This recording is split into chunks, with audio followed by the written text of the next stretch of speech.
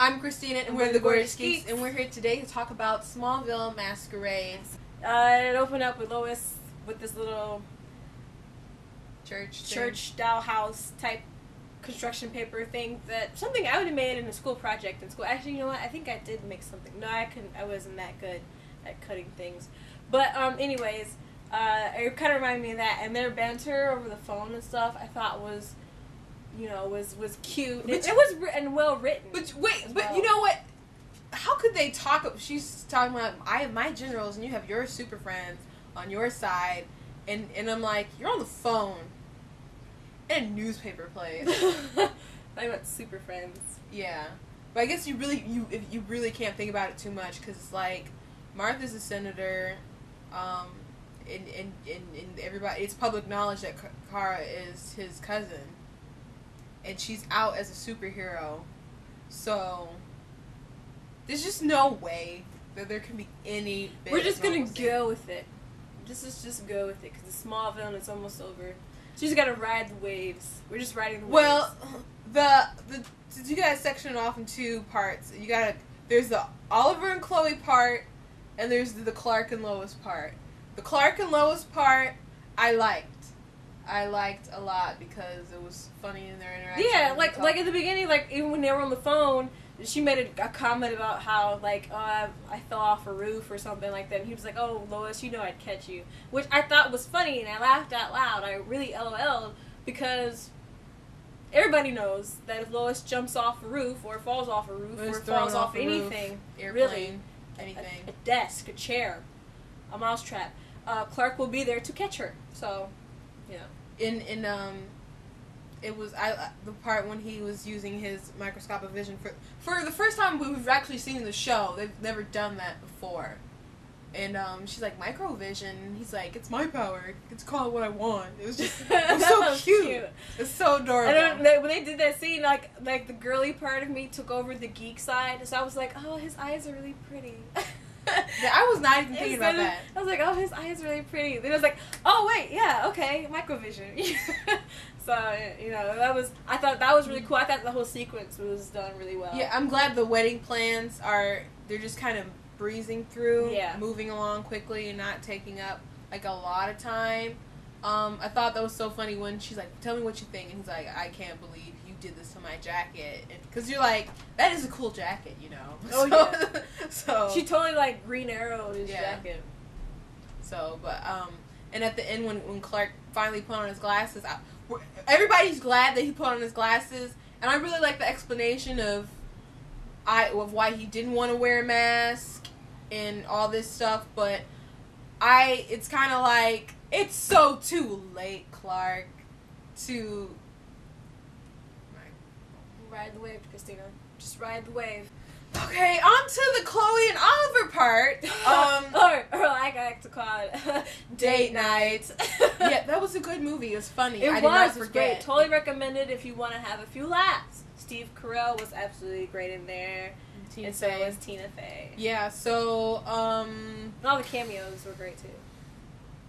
Yeah, when they were at the club, Oliver's in that disguise, which he did call ridiculous. So I appreciate that, because it was a ridiculous costume. It was a ridiculous costume, but it was like, you hide your eyes, you have a hat on, or whatever he had in a trench coat. I'm like, your chin is more recognizable than your eyes. Seriously, that cleft right there, especially since it's a world-renowned face. But then he takes off the costume. And then he takes it off, and they're in this high-profile club and stuff. And then nobody still recognizes him or anything. But then when they get in the limo, see a white guy and a black guy, and I'm like, oh my gosh. And then we're like, ripping the movie off. They were like, they're cops. And then when it's revealed they're cops, our dad's like, how'd you know they were cops? And we're like, because they were cops in date night. So and then Chloe and Oliver just starts fighting them.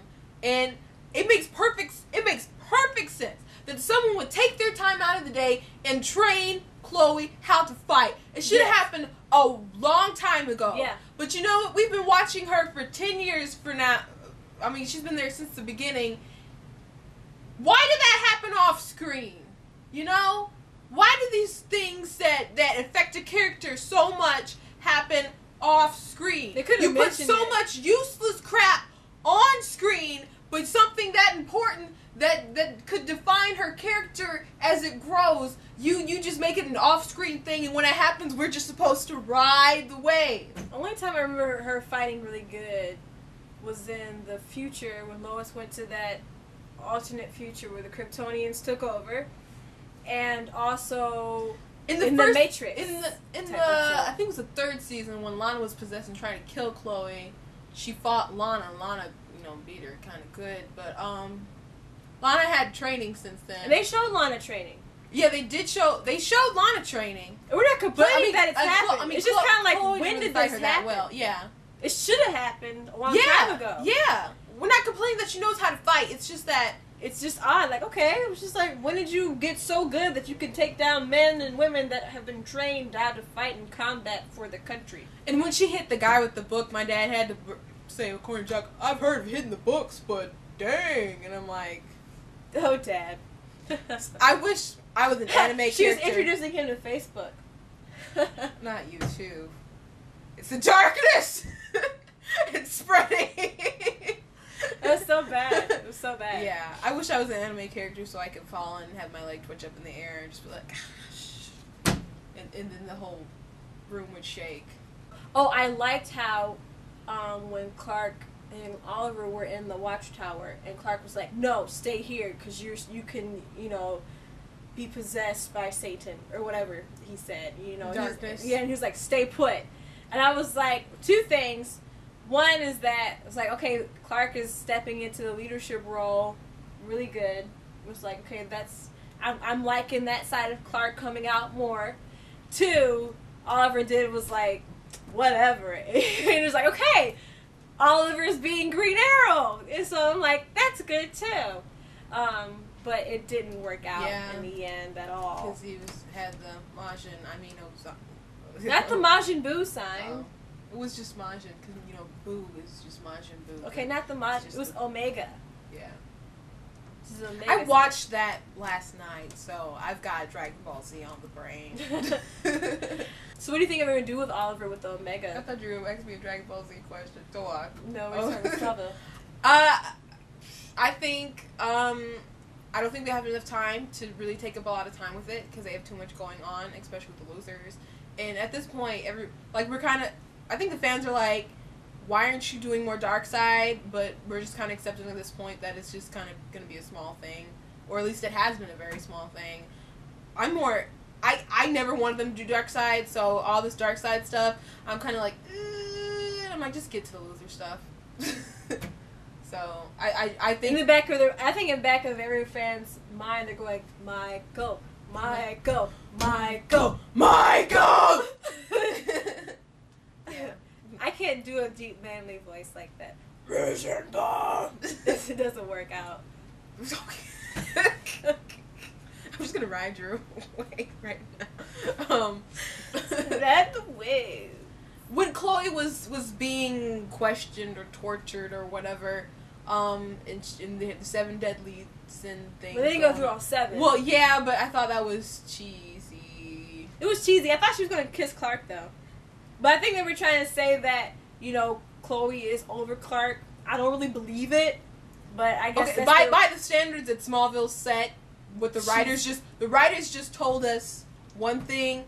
I'm going to believe another anyway.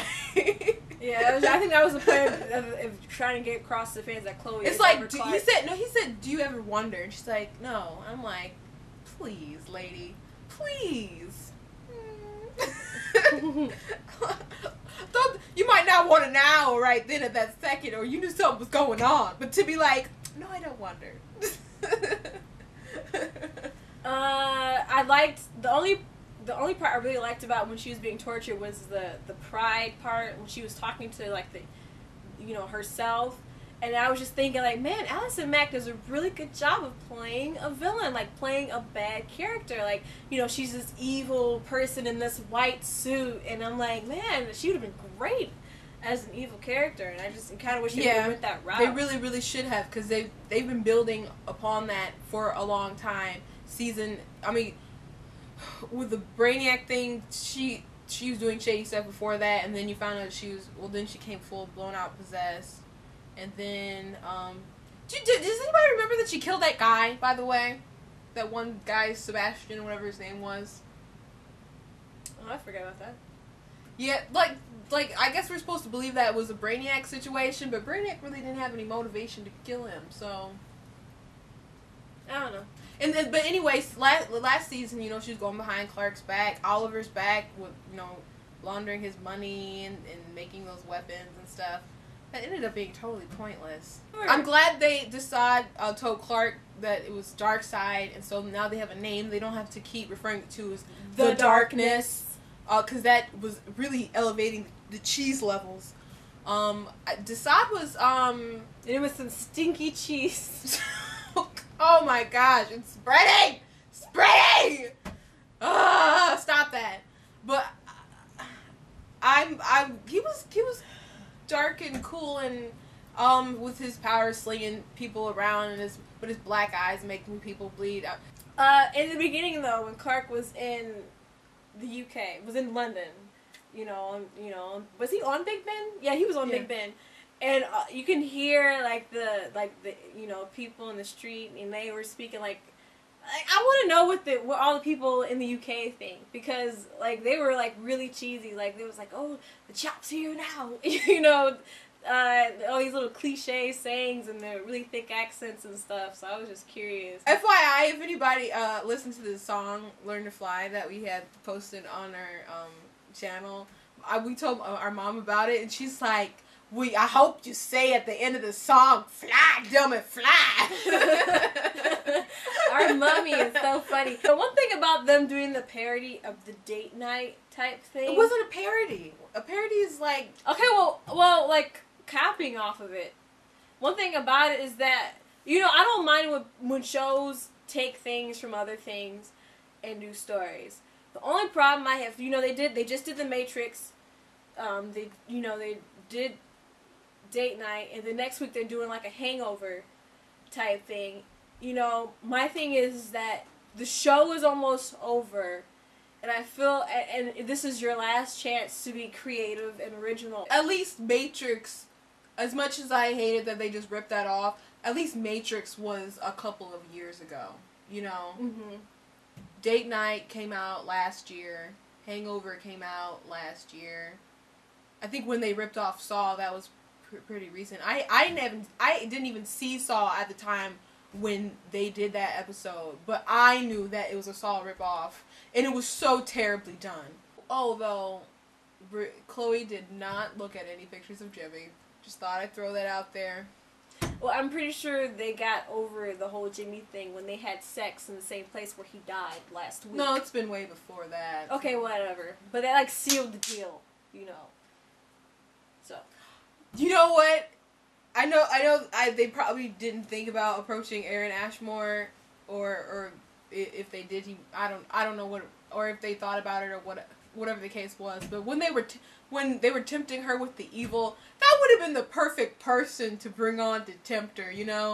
Not the Clark and Oliver dead husband. If I was evil, I would do that. If he would have showed up, she'd been like, "Who are you?"